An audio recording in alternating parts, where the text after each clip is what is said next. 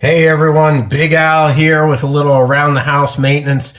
Just want to talk a little bit about LP propane gas or natural gas shutoff valves that require a wrench to turn on and off.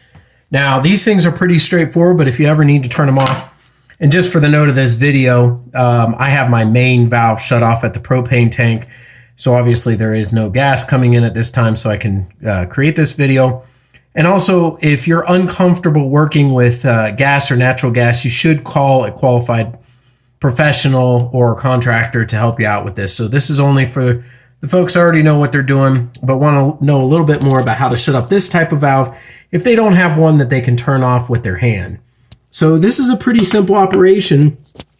This notch right here that sticks out, when it is in line with the gas, so this gas flows from the floor up, and so in line to it, going straight up and down, that is in the on position.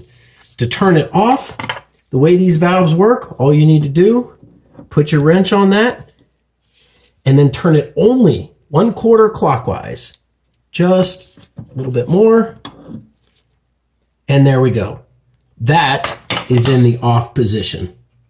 So that's all you need to do. You know, conventional wisdom might say that you need to keep turning that clockwise over and over to shut it off, like you were tightening something down, but the way these valves work, you only actually have to do them a 1/4 turn.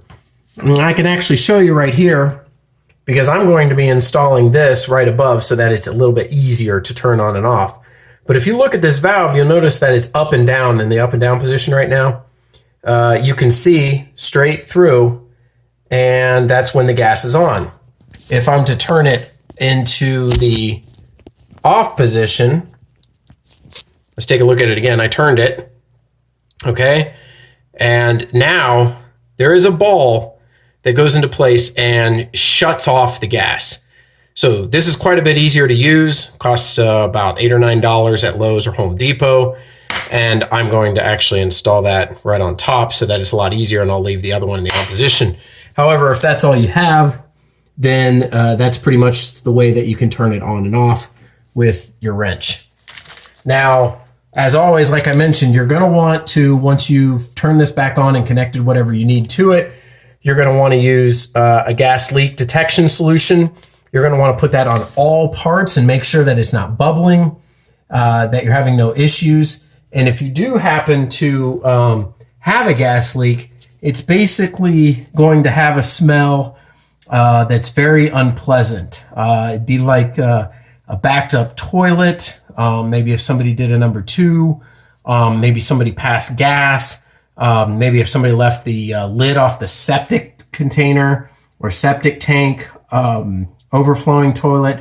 I really don't know how to edit the videos, but essentially if there is a gas leak, because they add an additive to the gas, at least the companies I know do, it should end up smelling something to the effect of this guy right here.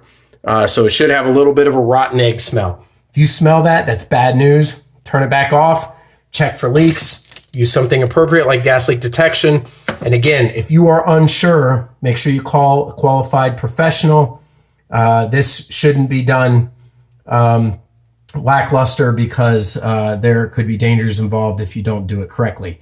Anyway, that's how you turn on and off a gas valve that requires a wrench, and hope you found it helpful.